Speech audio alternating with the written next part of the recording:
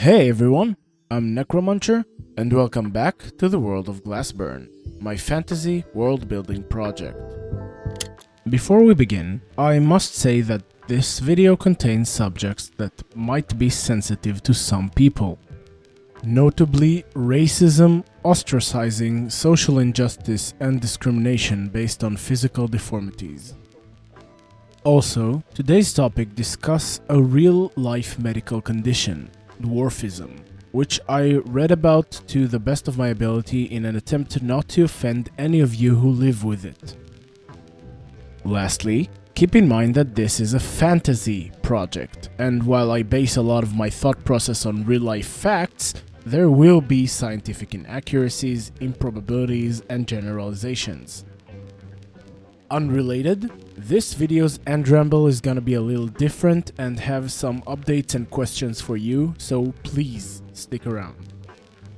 On to the video.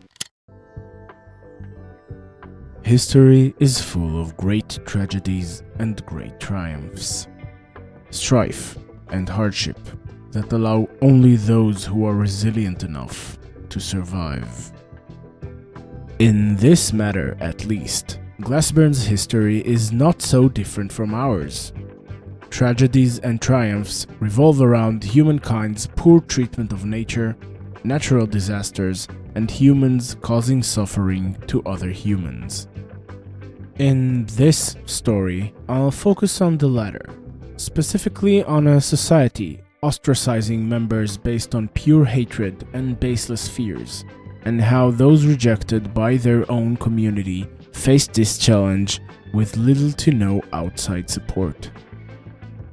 These events are ancient history in Glassburn, occurring thousands of years prior to what we talked about in previous stories.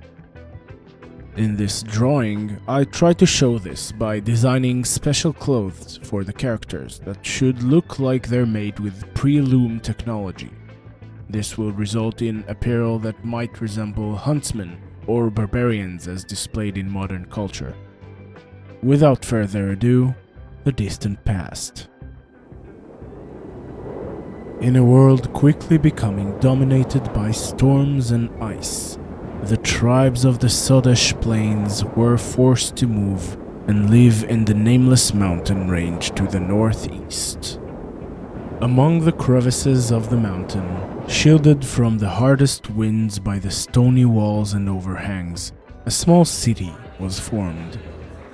Cots were carved into the stone for sleep and storage, and every patch of loose earth turned into a miniature farm. While most of the flatland husbandry, oxen and listriches, died off or had to be abandoned, the goats seemed to thrive in the newly formed cityscape.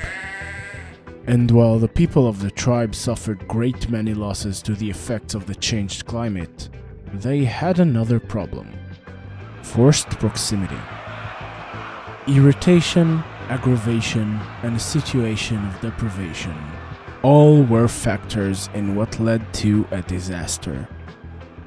Living in the wild and rebuilding are both incredibly hard.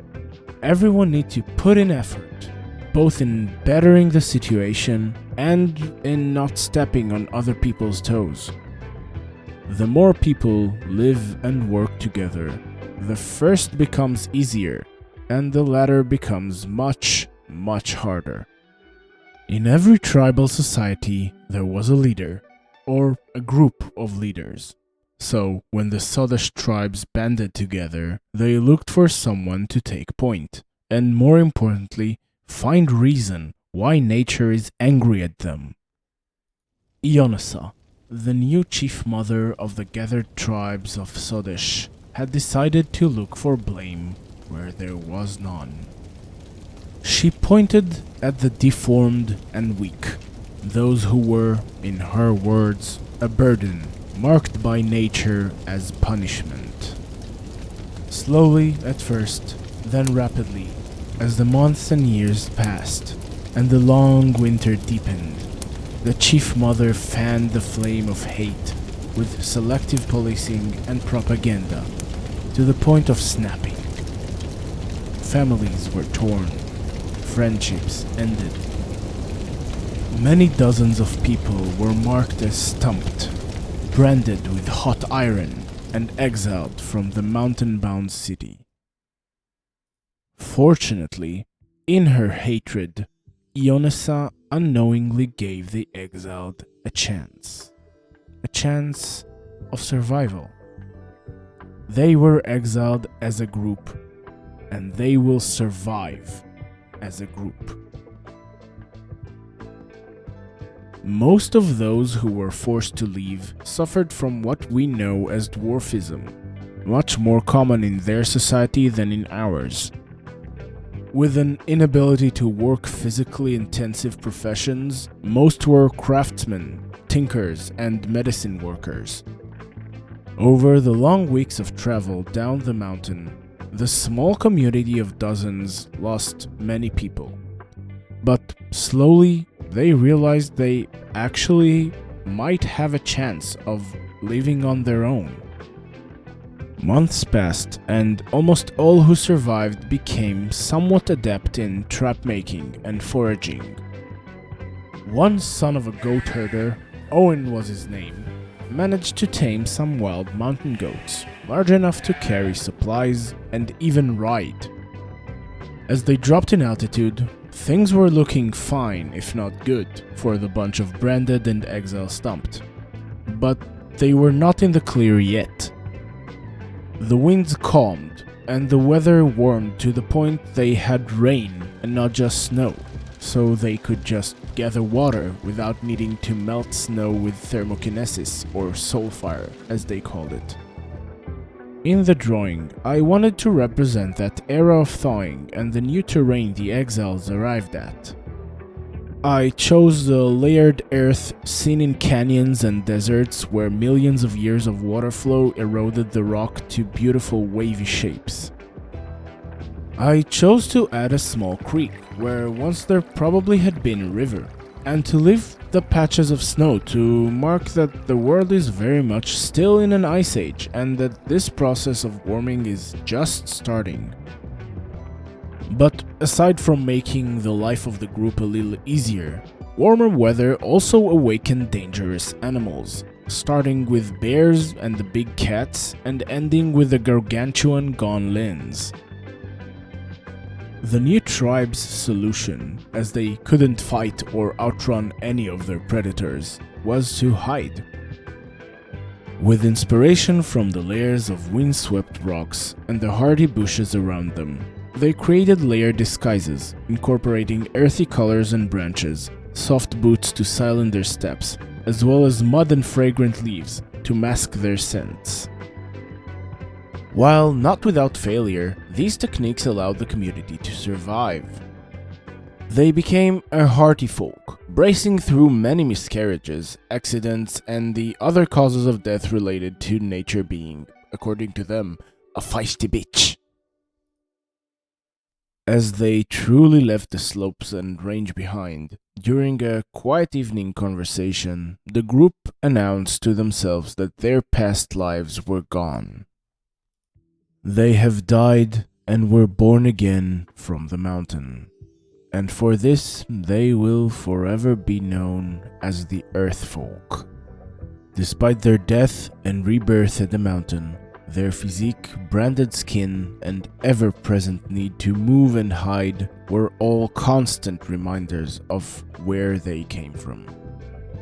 So, in their travels, the Earthfolk made sure to go back to where they left the mountain, in hopes of saving whoever the so-called Puritans rejected and left to die. More often than not, they were babies, left to the mercy of the wind for their deformations. More often than not, they were dead when found. Only sometimes, on rare occasions, the Earthfolk could rescue an exile, and on those days, there was a celebration. As miscarriages were common in the early days, young couples were happy to adopt abandoned babies and grow them as their own. In time, Even folks from other settlements who were mistreated for their stature or disfigurement heard stories about the Earthfolk. Some ran away to find and join them, and some did. Using their craftsmanship and tenacity, the Earthfolk invented unique solutions to problems and contraptions to overcome difficult solutions, including the first evidence of complex prosthetics in Glassburn's history. This society of exiled, self-named as Earthfolk, forced to struggle through hardship by haters and called into their unique heritage, are the seed of the Dwarven folk. Many tales will be told in the Dwarven community about the members of this first group of branded exiles. About Owen, the first herder, the Aida, the trapmaker, Eret and Ayata, the concealers, and many more who will become revered figures in a new branch of faith called the Intricacy. I will talk about the Intricacy in another time. In fact, I started writing the Intricacy religion video and quickly realized it can't come without some historical background on my version of dwarves and what caused the creation, so I made this one first. The concept of ostracized people with dwarfism, forced to live in a community, kicking in a hard-lived yet eventually stabilized lineage of healthy dwarves, is a concept I had way before I started writing Glassburn. In fact, it's a concept I had rattling in my brain for so long that I wrote 6 different stories in several worlds where this is the dwarven origin story. I really like Tolkien dwarves, and D&D dwarves, and Dragon Age dwarves, and World of Warcraft dwarves. I like big girls, pretty kitty girls, really witty girls, singing ditty girls. And hobbits, halflings, and gnomes. I love the tinkering traveling folk, Aiel, and the Ogiers of the Wheel of Time. I love Norse mythology Svartalfs and Irish mythology leprechauns, who were the base for most of what I said already.